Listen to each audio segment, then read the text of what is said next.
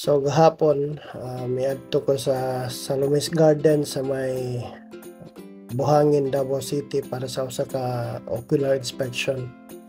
Kay nami event didto by next week para sa usa ka kliyente.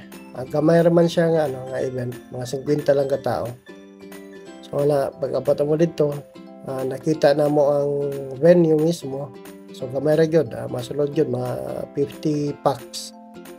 So originally ang planon tanako kay para ani nga setup kay magdala og duha ka tops nya duha ka subs nya duha ka monitors kay naaman sila'y murag after party, murag sequencer type yata.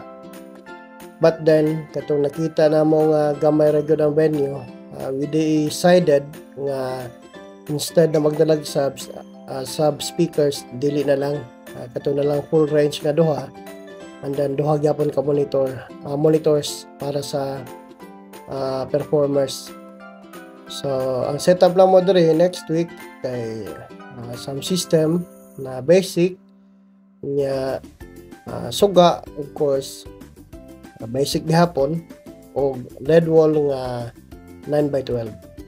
So next week na lang mga friends, nani ang buhay sound system. Dapat yun nga naay ocular para makita mismo ang actual nga space, physical space sa venue para accurate ang setup.